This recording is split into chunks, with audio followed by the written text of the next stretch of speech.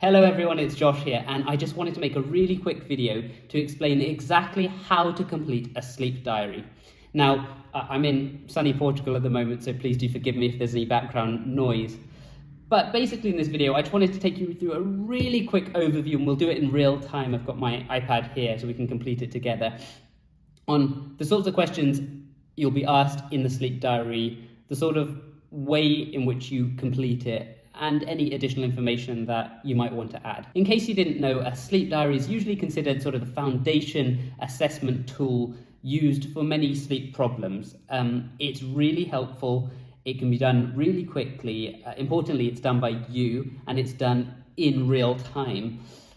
And what it does, it provides us an accurate assessment of the timings of your sleep onset, any wakings in the nighttime, as well as a qualitative assessment of your sleep itself. So contrary to what you might think of when you think of a sleep diary, I don't know if you're picturing images of a Dear Diary sort of teenage journal type thing. That's not what this is.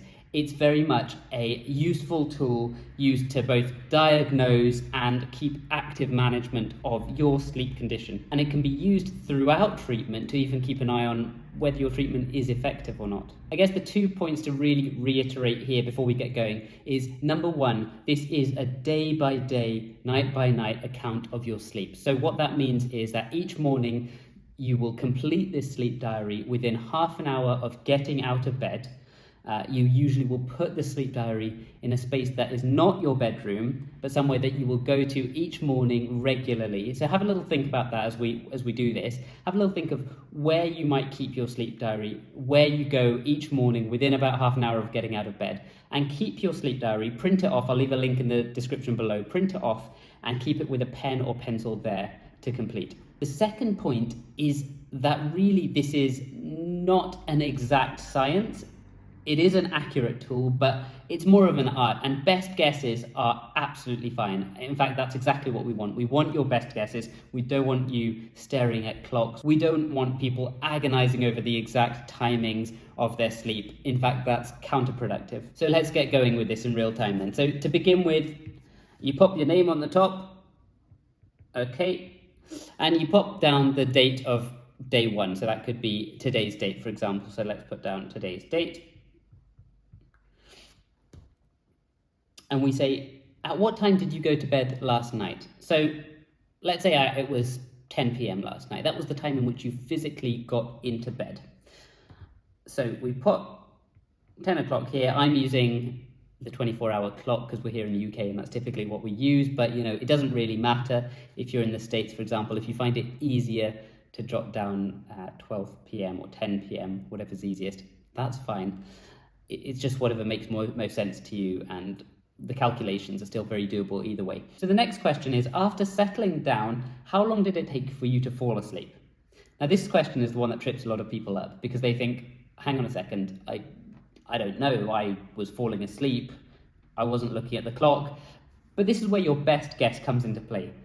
Was it 10 minutes? Was it roughly 15 minutes? Or was it closer to an hour or an hour and a half? And most people, if not everyone, will be able to give you that answer. So you'll have a good idea of whether you were up all night agonizing and then eventually dropped off after an hour and a half. So why don't, in this example, we'll pop down that we did find it particularly difficult getting off to sleep and it took us about an hour. So let's put down 60 minutes here. Ooh, pen. 60 minutes.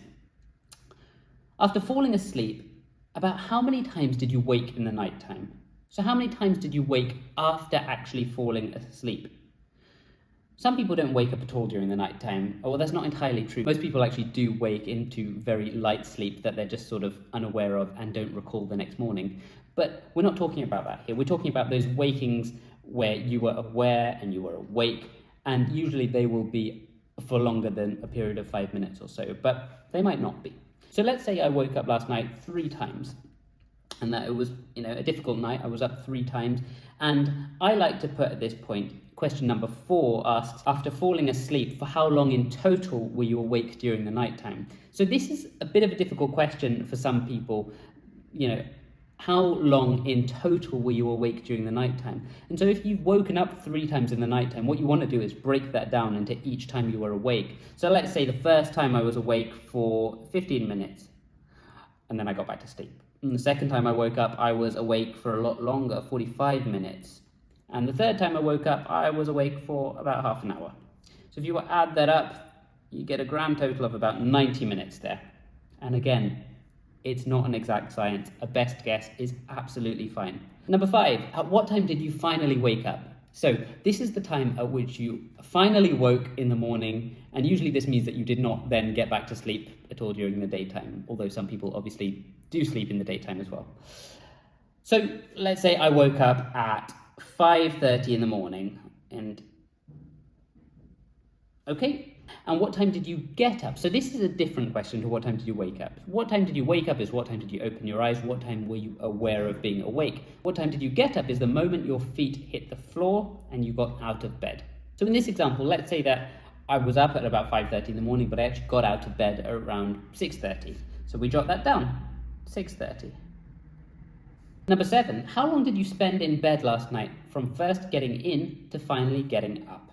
So this is where a bit of maths comes into play, but the easy way of doing it is looking at the time you got out of bed, looking back at the time when you went to bed, and basically calculating how much time there was in between. So in this case, that's 10 p.m. I went to bed, and I got out of bed at 6:30 in the morning. So that is 8.5 hours, okay?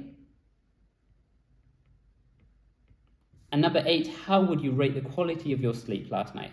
So on a scale of 1 to 5, 1 being very poor and 5 being very good, how was it? Let's say, it was a difficult night and I thought it was about a 3. It's a very subjective score, and it's all useful in getting an idea of how your sleep problem is affecting you. So there's not a right or a wrong answer when it comes to this. But what you do is essentially complete this over a period of 7 days. The other thing that I quite like to do, so let's pop a 3 in that box and we'll scrub this out from here. The other thing I like to do right at the bottom is add any comments of things that were specific to that night. So at the bottom, as a sort of a number 9, I like to put a sort of a comment section. And let's say on this night in particular, I really was struggling to sleep, and I had sort of a tablet at home of melatonin that I decided to take. In this country, in the UK, melatonin is a prescription medication and it's not sort of widely available over the counter. So this might not be relevant, but let's say I took some sort of sleep aid, and let's say in this case it was some melatonin that I did have. You might want to write melatonin underneath it, and then that's a little reminder to yourself that you maybe took something, and you could even put the time that you took that. So you say, got into bed around 10, I was struggling around half an hour later, so I took some around 20 to 30.